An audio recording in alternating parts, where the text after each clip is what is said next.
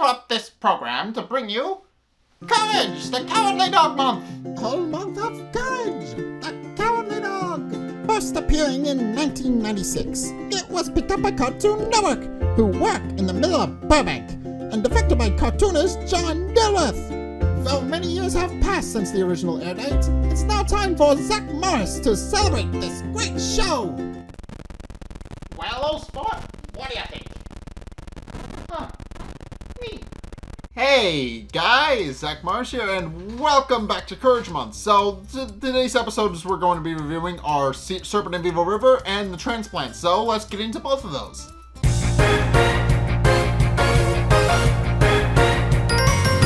Okay, so this first episode, Serpent of Evil River, is actually kind of interesting in that Courage and his family wind up being roped into a pirate crew by accident. So because they didn't kind of read the fine print. So in any case, it starts off with Muriel doing the laundry and with Courage helping. Eustace isn't helping; he's watching TV while they're both doing this.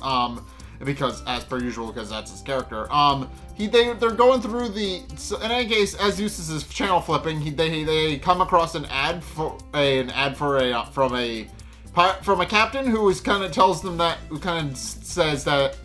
if they're tired of doing all the same old chores that they would be doing, that they should come and consider working on his ship. The first 3 people get on free, and there's always a catch, which funny wording right out of the gate. Should have read the fine print, but in any case, after it checks off both of the boxes that both of the couple wanted, which is that Muriel wanted something different than your usual house chores, and Eustace didn't want to pay any money because he's greedy. They decide to actually go and check out this all expense paid trip. And what they find, and then they get on the boat, and everything seems normal at first. But then once they actually leave, and Muriel actually voices her excitement about actually going on a trip and actually going out on a trip on the river. And even points out that she's very excited and wonders if Eustace is excited as well. By this point, he's already fallen asleep, so it doesn't really matter much to him.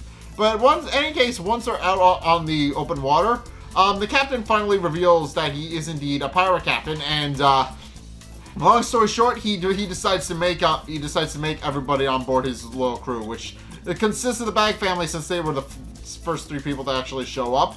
And Eustace is initially very reluctant to actually work with the captain, pointing out that he wanted his money back, and since this wasn't what they signed up for. But the captain merely remarks that he didn't pay any money, and that the catch he mentioned in his commercial was that they either work for him or they become anchors. So they kind of really have no choice but to help him with what he wants to do. So he decides to give everybody a role. The captain, Eustace has made the engineer of the boat to keep the boat running. Which involves him sitting in the engine room and just feeding the engine fuel until they get to their destination. Muriel is made the cook for obvious reasons, and Courage is made first mate, which Courage isn't reluctant about because, as we've established, Courage is not a very brave person unless he absolutely has to be. So the captain points out that they'll have to actually grow a spine if he wants to be the first mate, and then he sends everybody on their respective roles. He sends Courage up into the crow's nest to actually keep an eye out for their catch, and also to alert him of any danger.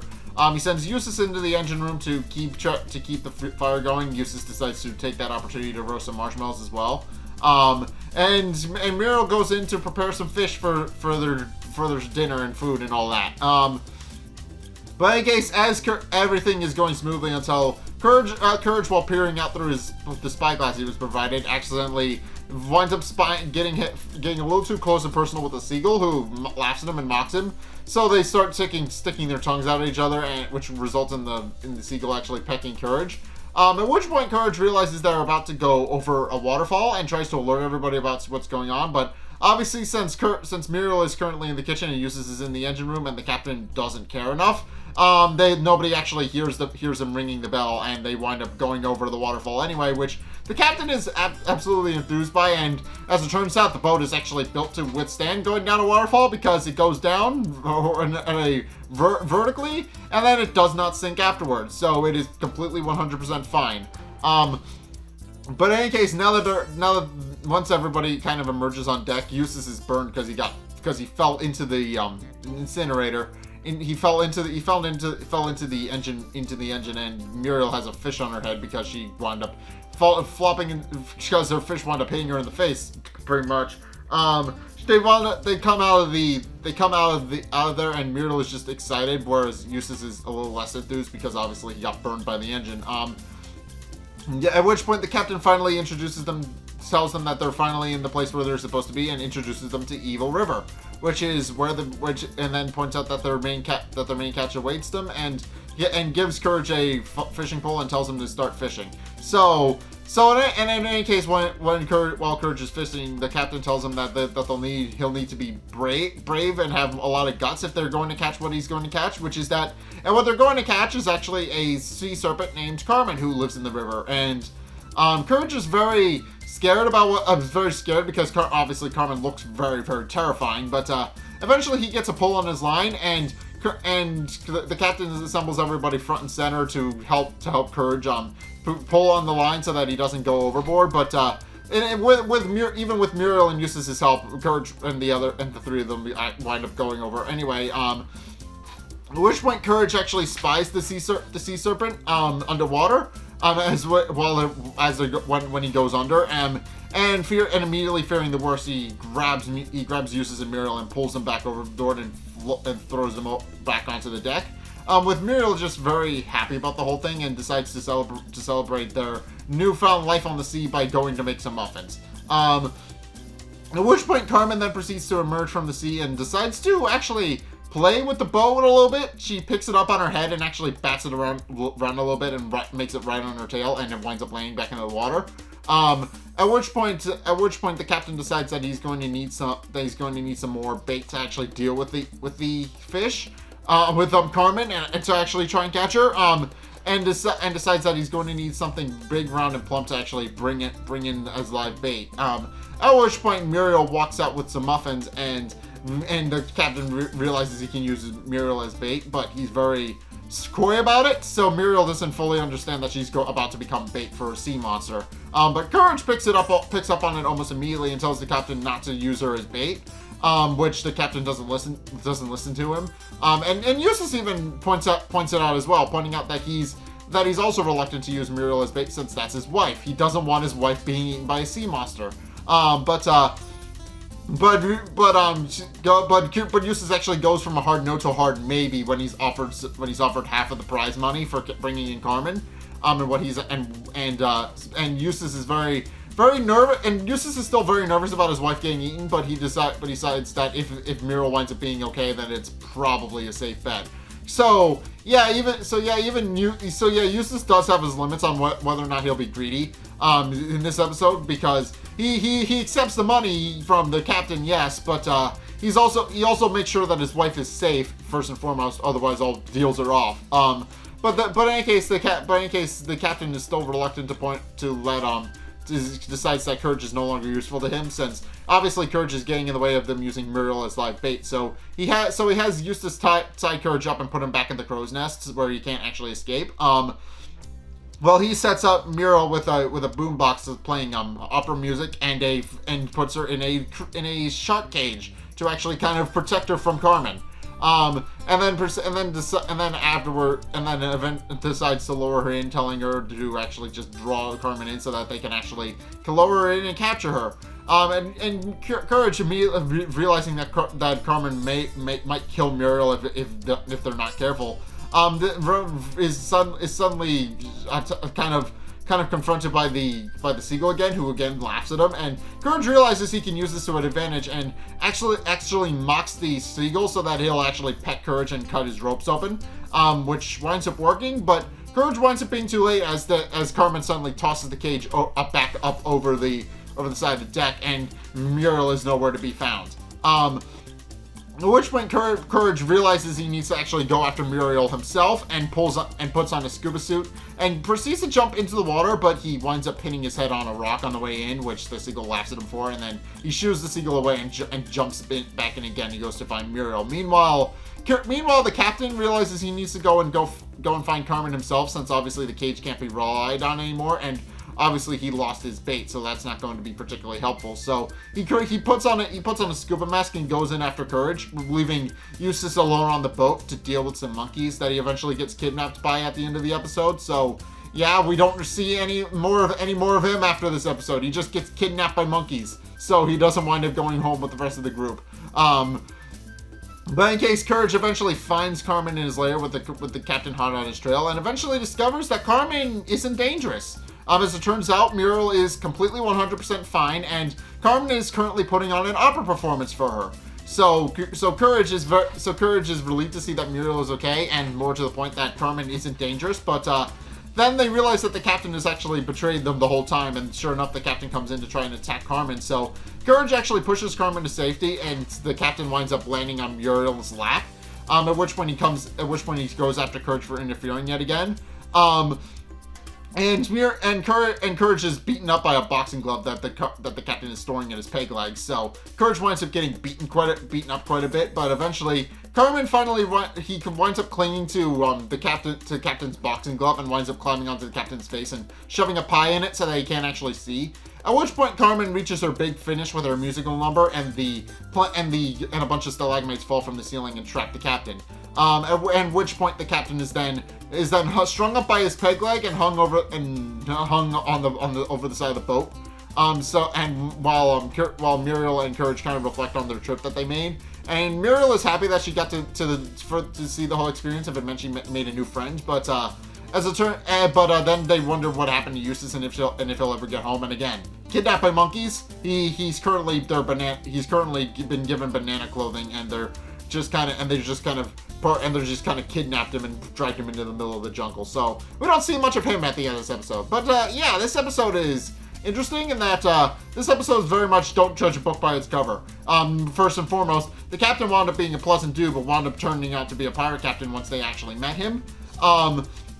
And also, Carmen, despite being a giant evil-looking sea monster, actually isn't all that bad. She just wants an audience for her music. So this episode was very much a parallel of don't judge a book by its cover, because the guy who initially was believed to be a benevolent captain wound up being an angry pirate, and the sea monster they were after the whole time wound up being a good guy. So yeah, that's the moral of this episode. Don't judge a book by its cover. But in any case, that's my review of this episode. Onward to the next one.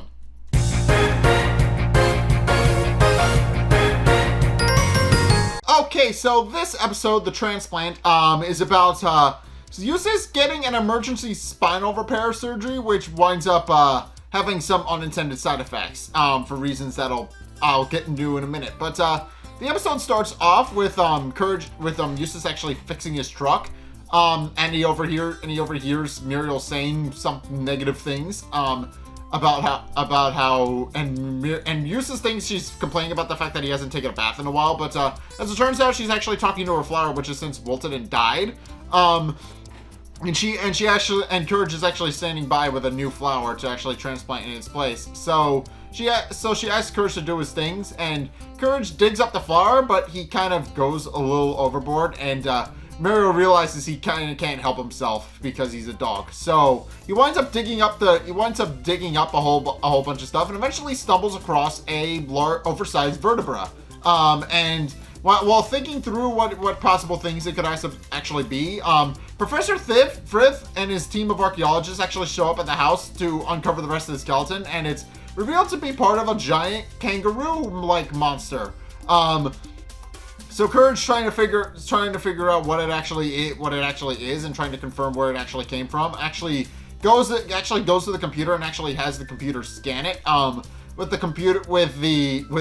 Which results in a really funny gag where since it doesn't quite fit on the scanner, the lid kind of folds over a little at an awkward angle. But after the computer kind of mocks Courage's sculpting skills, it then reveals the actual answer, which is that it is indeed part of a large ancient species of now extinct kangaroo. And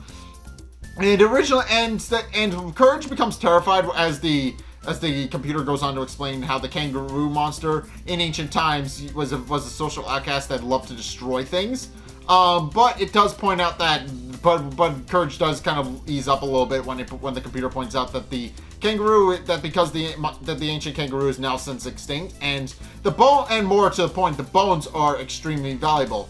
Eustace, however, has already figured this out and has actually set up an auction podium on his roof to actually start selling the bones off to the archaeology team. And as he's kind of selling things off, there's a scene where Professor Thrift makes a joke about what one subatomic particle said to the other subatomic particle, and Muriel initially doesn't get it but based on her reaction shortly afterward, once Courage comes out, it's implied that Professor Frith made a dirty joke. It's not explicitly stated outright because this is a kids' cartoon, but it's implied that he made a dirty joke, and Muriel took offense to it. And at which point Courage comes out and tries to tell her the good news about how valuable the bone is, about how valuable the vertebra he found is. But Eustace sees that Courage has the bone, yells at him for stealing it, and tells him to give it back. But in the process, accidentally falls off the roof, winds up landing on the roof with the bones he had stockpiled falling off after him, and they wind up crushing him more or less. And the archaeologists take advantage of the fact that he's incapacitated to actually swipe the bones. At which point they actually take Eustace to see Dr. Vindaloo to actually get an X-ray. And long story short, let's just say for cartoon physics, it winds up his spine is now a figure 8, which isn't supposed to be a thing, and obviously that's just to overemphasize the point that Eustace's back is completely messed up. But Dr. Vindaloo points out that he's going to need an invasive surgery to actually fix his spine. That they're going to need a transplant to actually a bone transplant to actually fix it. But points out that unless a viable bone actually shows itself, there's nothing he can do. At which point Courage pulls out the vertebra that he found, which Dr. Vindaloo points out is indeed a perfect match, and will indeed suffice for the actual transplant. At which point Dr. Vindaloo brings Eustace into the OR, and tells Eustace and Muriel and Courage that that procedure is a very sensitive procedure and can only be carried out by very delicate equipment and very delicate hands. So naturally, the Dr. Vindaloo proceeds to do the exact opposite of that, which is just place the bone on Eustace's spine, pound it with a hammer, and then duct tape the wound closed. So yeah, again, as I said, Dr. Vindaloo has definitely gotten a lot smarter in this season, but he's still a terrible doctor. He has gotten a lot smarter this season. He actually is diagnosing the things that he's supposed to be able to diagnose, but the way he's running his practice are still very much reminiscent of the first season, where he isn't really helpful. He just kind of makes things worse. But in any case, with the procedure now done, Eustace goes home, and that night, Eustace starts complaining about back pain. With Muriel volunteering to walk on his back, which Eustace points out will kill him because obviously Muriel is a very large woman. She will no doubt flatten him by accident if she did indeed do that. So he decides to go and splash water on his face. At which point Courage takes the opportunity to actually curl up on Eustace's pillow. At which point Eustace starts acting a bit strangely while he's in the bathroom, and starts cleaning, and as he's washing his face, and starts taking on and eventually he actually shapeshifts into a new kangaroo monster, which winds up waking up Muriel and Courage, and Muriel asks Courage to go investigate, which Courage is less enthused about because he literally just got comfortable. But in any case, he goes to go investigate. Sees an oversized Eustace peering back at him through the door. closes the door, goes back to the bedroom, and when Muriel asks him what the matter is, he just has a completely tired look on his face, completely deadpan, and then he just lets out a scream because he's both frustrated and he realized what happened. At which point Eustace actually peers in through the window of the bedroom and actually takes Muriel, puts him in his pouch, and starts rampaging throughout the world. By the time Courage gets downstairs, it's already on the evening news, and the Nowhere newsman is actually points out that Eustace has since leveled a skyscraper, and throughout this entire episode, he's actually going from country to country and is just leveling national monuments left and right. The Taj Mahal gets destroyed. The pyramids of Giza get destroyed. The Great Wall of China get destroyed. Basically, he just go through a checklist of destroying all the national monuments. And Courage, realizing he needs to do something to get Muriel back and also get Eustace to stop destroying national monuments, he goes to the computer, who initially is very snarky about it, but when Courage starts pounding away at his keyboard, he points out that he doesn't really like that all that much, and then decides to actually give Courage some much needed advice, which is that it can't actually be defeated. The kangaroo monster actually cannot be defeated through normal means, and actually can only be defeated by another giant kangaroo monster. And then also makes a joke about how if Courage doesn't pay $75 in the next 15 minutes, that his call will be dropped, which annoys Courage, and then he throws the computer out the window, and the computer merely remarks that Courage doesn't seem like he can take a joke.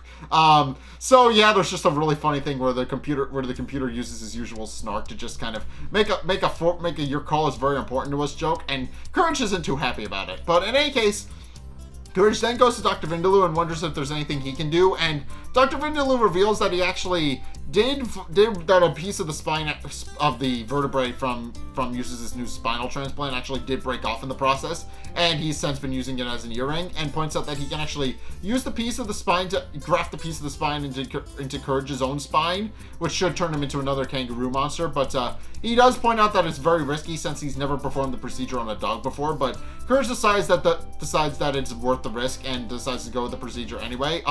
So Dr. Vindaloo takes the piece of the spine, pounds it into Courage's spine, and puts some duct tape over it. And at which point Dr. Vindaloo then proceeds to start studying Courage to see what'll happen, and eventually Dr. Vindaloo notices that Courage is actually starting to metamorphosize, as is Courage, and Courage winds up turning into a giant kangaroo monster himself. And now a giant kangaroo monster, he proceeds to go chase after Eustace, who is currently in the middle of France. And he actually winds up confronting Eustace in France, and tells him to put Muriel down, with Eustace merely responding to make him, at which point the two proceed to get into a bit of a fight, where they start throwing national monuments at each other. So it starts off with Eustace actually picking up the Arc de Triomphe and trying to throw it at Courage, who ducks, and it winds up coming back at Courage at Eustace like a boomerang and hitting him in the head. At which point Courage picks up the Louvre, throws it at Eustace and hits him in the head with it.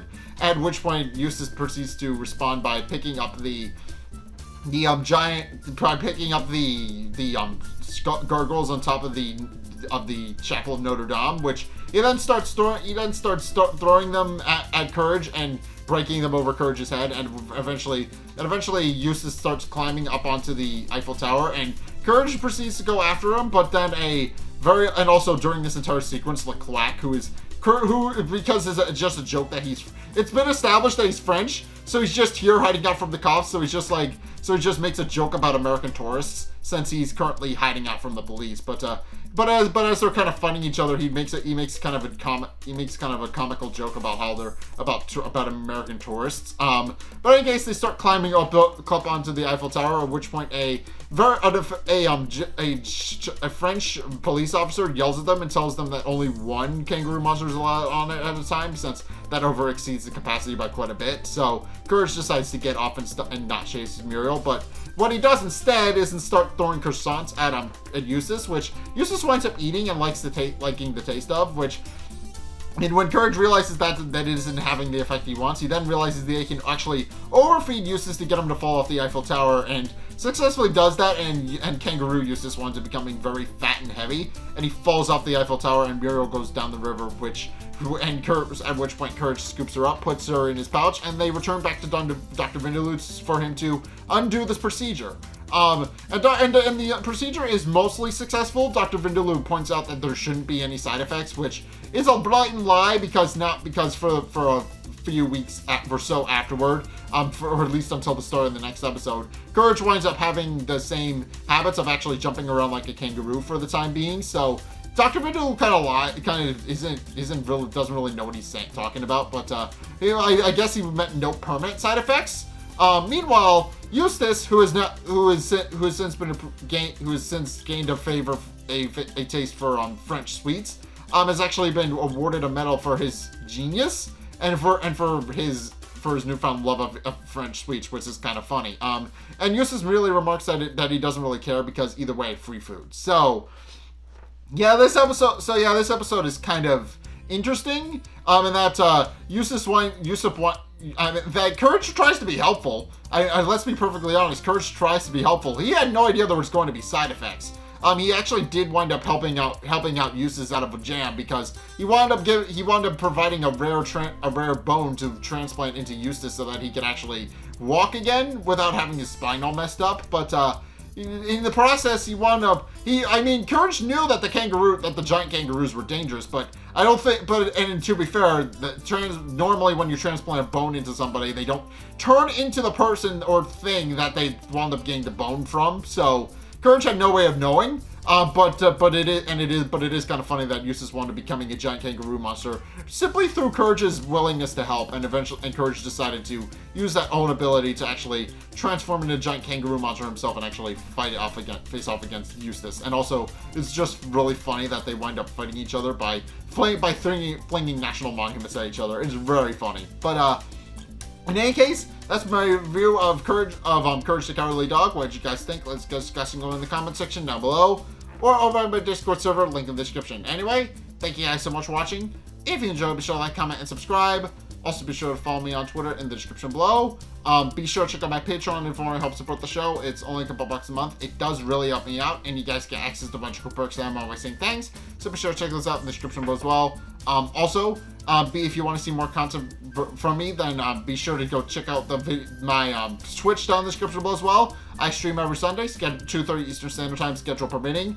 And I'm also currently streaming some horror games to go along with Courage Month. So if you guys want to see those, again, link is down in the description. If you can check those out, by all means, go ahead. Otherwise, just follow me over there so you actually get the notification. But regardless, just help me out with that. But in any case, if you also want to see more content from me, then be sure to check out the videos linked in the end screen. The top video is the most recent video. It may or may not be this one.